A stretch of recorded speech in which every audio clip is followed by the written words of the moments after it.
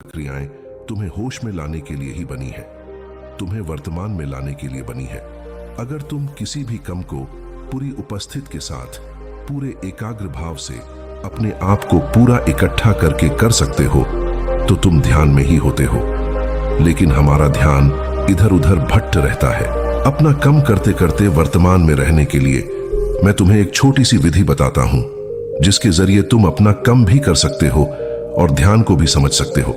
जब भी तुम चलते फिरते हो, उठते बैठते हो, सिर्फ अपने सांसों पर ध्यान लगाना शुरू करो। सांस किस नाक से आ रही है, किस नाक से जा रही है, ना कि कौन से कोने से टकरा रही है। सिर्फ तुम उसके साक्षी भर हो जाओ, सिर्फ उसको देखते रहो। कुछ भी काम कर रहे हो, चल रहे हो, फिर खाना खा रहे हो, सिर्फ अपने सांस पर ध्यान लगाओ। और यह करते वक्त तुम्हें महसूस होगा कि तुम्हारा दिमाग, तुम्हारे विचार तुम्हें इधर उधर ले जाते हैं। लेकिन थोड़ी देर बाद तुम्हें फिर से होश आएगा कि तुम्हें अपनी सांसों पर ध्यान लगाना है और तुम्हारा ध्यान फिर से सांस ऑटोमेटिक जाएगा।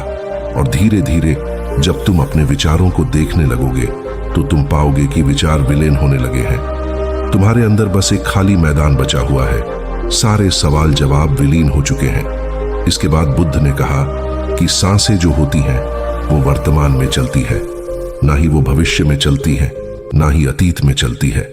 वो वर्तमान होता है, वही वर्तमान स्थिति होती है।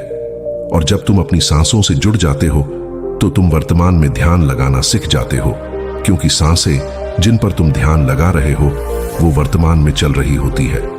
इसके बाद धीरे धीरे कदम दर कदम तुम्हें ध्यान का खुद ही एहसास होने लगेगा। फिर तुम जो भी कम करोगे उसमें तुम्हारा पूरा चित्त लगा होगा। तो शुरुआत वहीं से करो जहां पर तुम हो, यहीं से अभी से अपनी सांसों को पकड़ना शुरू कर दो। तो दोस्तों, कैसी लगी आपको यह कहानी? कमेंट सेक्शन में